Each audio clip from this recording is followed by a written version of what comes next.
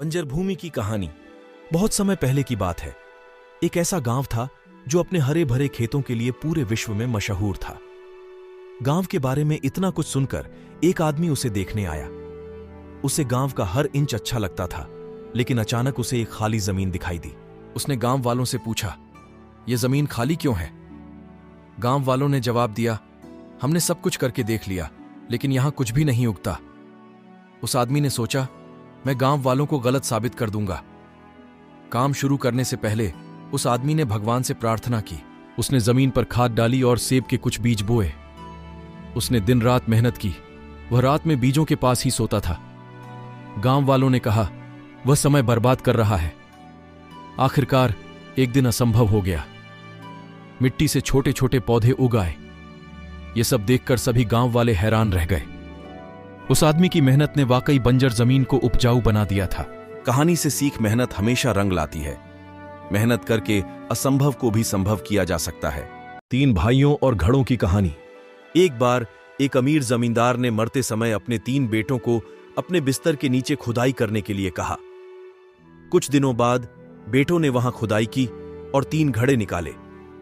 सबसे ऊपर वाले घड़े में मिट्टी थी, बीच वाले घड़े में गाय का सूखा गोबर था और सबसे निचले घड़े में भूसा था।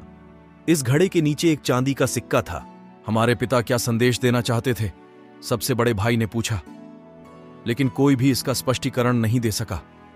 अंत में उन्होंने अपने डॉक्टर से सलाह ली, जो एक पारिवारिक मित्र भी थे। डॉक्टर ने हंसते हुए कहा, इसका अर्थ सरल है। मिट्टी वाले घड़े का मतलब है कि आपके पिता चाहते थे कि उनके सबसे बड़े बेटे को उनके खेत मिले। गाय के गोबर वाले घड़े का मतलब है कि वह चाहते थे कि उनके दूसरे बेटे को उनके मवेशी मिले। भूसे वाले घड़े का मतलब है कि वह चाहते थे कि उनके सबसे छोटे बेटे को उनका सारा सोना मिले। और चांदी का सिक्का, खैर, आपके पिता जानते थे कि आप मुझसे परामर्श करने आएंगे। सिक्का मेरी फीस है। कहानी से सीख, हमेशा दूरदर्शी बने। अमीर और गरीब पड़ोसी की कहानी। एक समय की बात है। 2 पड़ोसी रहते थे। एक बहुत अमीर था, जबकि दूसरा बहुत गरीब था। लेकिन जब गरीब पड़ोसी बेफिक्र होकर सोता था, तो अमीर पड़ोसी मुश्किल से सो पाता था, क्योंकि उसे हमेशा यह चिंता रहती थी कि उसका धन चोरी हो सकता है। एक दिन अमीर पड़ोसी ने अपने गरीब पड़ोसी की मदद करने के बारे में सोचा, इसलिए वह उसके पास गया और कहा, मैं आपकी मदद करना चाहता हूं, ये पैसों का बर्तन ले लो। गरीब पड़ोसी बहुत खुश हुआ। उसे अपनी आंखों पर विश्वास नहीं हुआ। उसकी आंखों में खुशी के आंसू थे और उसने कहा, आपकी उदारता के लिए धन्यवाद। बाद में जब रात हुई तो गरीब पड़ोसी सोने के लिए लेट गया, लेकिन अजीब बात यह थी कि वह पूरी रात सो नहीं सका। वह पैसों के बर्तन के बारे में चिंता करता रहा। जब सुबह हुआ तो उसने बर्तन अमीर पड़ोसी को यह कहते हुए लौटा दिया कि मैं इसकी वजह से पूरी रात सो नहीं सका। मैं अपनी शांति को किसी और चीज से ज्यादा महत्व देता हूं।